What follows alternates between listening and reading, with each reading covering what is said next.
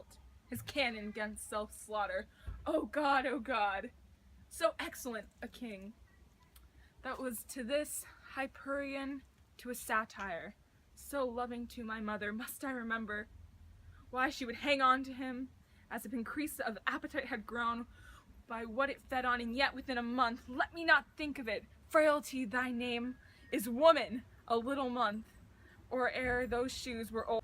She followed my poor father's body like Neobal tears, why even she, oh God, that beast, wants to disclose of reason, would have mourned longer, married with my uncle. Oh my gosh. I cannot believe that my dad is dead and my uncle is king. How could my mother stoop so low? Why would she do this rather than mourn for her loss? This short period allowed for my mourning is driving me mad. I do not understand why Hamlet is deflecting all of his anger onto me. Sometimes I feel like he is jealous of Claudius and his new role in my life, and he feels Claudius has taken his place. He is very clearly projecting his own insecurities onto Ophelia and I. Now I'm alone. Oh, what a rogue peasant slave I am, that he should weep for her. What he'd do, had he the motive and the cue for passion that I have, he would drown the stage with tears and cleave the general ear with horrid speech. Make mad the guilty and appall the free, confound the ignorant and amaze indeed the very faculties of eyes and ears, yet I, a dull, muddy, melted rascal, like John a dream, unpregnant and my cause, and can say nothing, no, not for a king, upon whose property and most dear life a damned defeat was made. Am I a coward? But I am pigeon-livered and lack gall to make oppression bitter, or ere this I should have fatted all the Region kites with this slave's offal, bloody body villain. Why is an actor who has never experienced this firsthand have more emotions than I?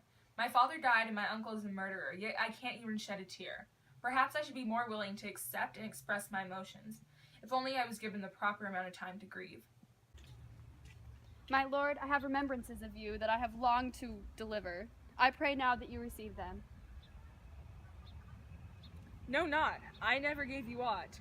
My honored lord, you know right well you did, and with them words of so sweet breath composed as made the things more rich, that perfumed lost. Are you fair? What means your lordship? Get thee to a nunnery.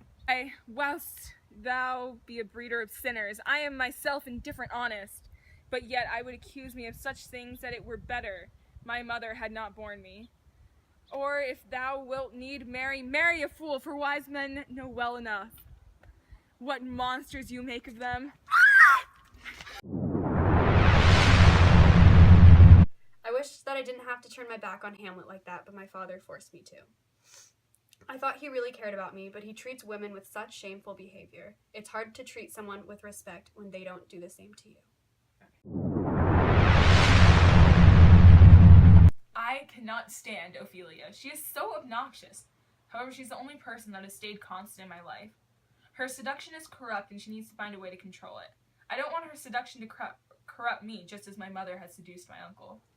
Plays the thing and wherein I'll catch the conscience of the king.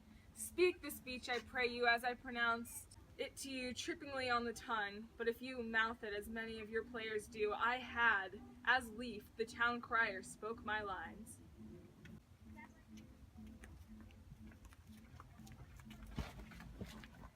Mom. Dad. Madam, how you like this play?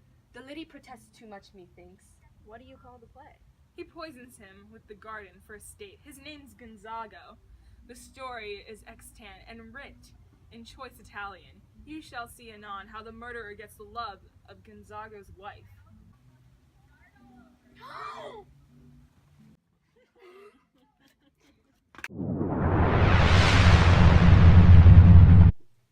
I cannot believe Hamlet had the nerve to expose what I have done in front of everyone. He must have been motivated to do this because he is upset about me marrying his mother. He also could be jealous of me. I took his father's place, and he may have wanted to be with his mother and to rule the kingdom. However, I did what was best for me and the kingdom. He cannot blame me for that. Now, mother, what's the matter?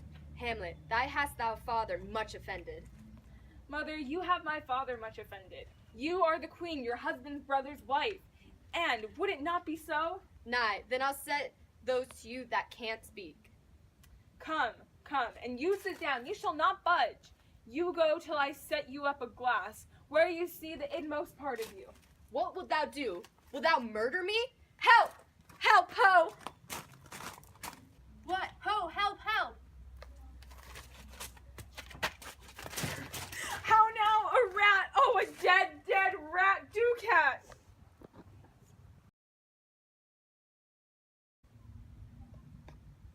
Should I kill him? Should I not? I don't want him to be sent to heaven.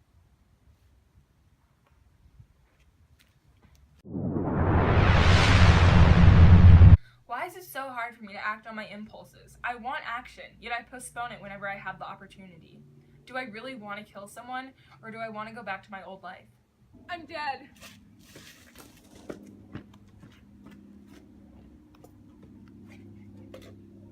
I'm king!